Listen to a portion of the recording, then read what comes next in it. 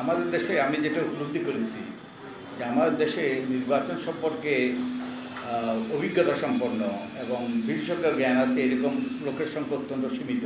যে 2-4 জন আছে তারাও ধরা ছোঁয়ার বাইরে, তারা কারোর সাথে কথা বলতে চান না। এবং আপনাদের মধ্যে অনেকে আছেন যারা দীর্ঘদিন থেকে এই কাজের সাথে যুক্ত এবং এই কাজের সাথে অনেকের এনসাইক্লোপিডিক নলেজ আছে এই নির্বাচন সম্পর্কে। তো আমি এবং আমার কমিশনের সদস্যরা সেটা ব্যবহার করার চেষ্টা করেছি। আপনাদের মতামত নেওয়ার, আপনাদের পরামর্শ নেওয়ার, আপনাদের সুপারিশ নেওয়ার আমরা সর্বতভাবে চেষ্টা করেছি। ইনফ্যাক্ট আমাদের সেই অংশীজনের সাথে মতামতের সূচনা হয়েছিল আপনাদের সাথে কথা বলার মাধ্যমে। এছাড়াও বিভিন্ন সময়ে আপনাদের সাথে ব্যক্তিগতভাবে অনেক আলাপ হয়েছে এবং আপনারা যখনই ফোন করেছেন আমি ধরতে না পারলেও আমি চেষ্টা করেছি আমি কল ব্যাক করতে। যদিও গত দেড় সপ্তাহ আমার ওই যে ওটা সম্ভবপর হয়ে ওঠেনি। আমি সেই জন্য আপনাদের কাছে I apologise for that, but ওইটা গুরুত্বপূর্ণ। বন্ধুত্বের যেখানে সম্পর্ক সেখানে যোগাযোগটা রক্ষা করতে হয় এবং আপনারা আপনাদের পেশাগত কারণে আমাকে যোগাযোগ করার চেষ্টা করেছেন এবং আমিও চেষ্টা করেছি এবং আমার কিছু সীমাবদ্ধতা ছিল, এই সীমাবদ্ধতা সত্ত্বেও আমি চেষ্টা করেছি আপনাদের যতটুকু সম্ভব সহায়তা করতে। আপনারা জানেন যে আমাদের নির্বাচন ব্যবস্থাটা ভেঙে পড়েছে। আমাদের ব্যাপক কারচুপি, জালিয়াতি এবং অনেক রকম অসঙ্গতি।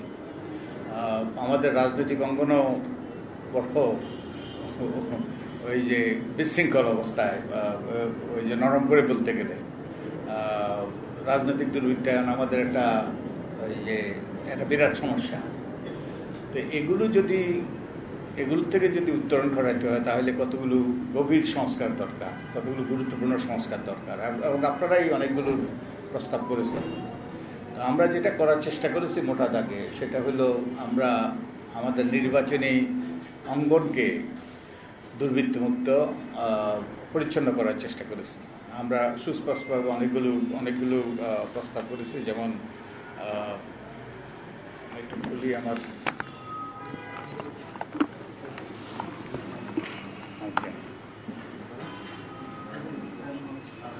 ঠিক আছে।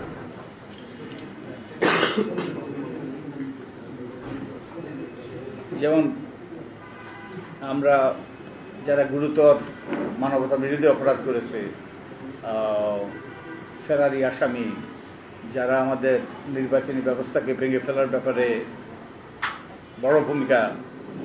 ভয়াবহ ভূমিকা পালন করেছে, তারা যেন নির্বাচনী অঙ্গন থেকে বিচারিত হয়, এটা আমরা চেষ্টা করেছি। আমরা চেষ্টা করেছি বিচারের আদালতে বা আন্তর্জাতিক অপরাধ আদালতে অপরাধী সাব্যস্ত হলে তারা যেন নির্বাচনে অংশগ্রহণ করতে না পারে, ফেরারি আসামিরা যেন নির্বাচনে অংশগ্রহণ করতে না পারে, এবং মনোনয়ন জমা দেওয়ার সময় যেন প্রার্থীরা যারা আমাদের কারাগারে অন্তরীণ আছে তারা ছাড়া আর যারা যে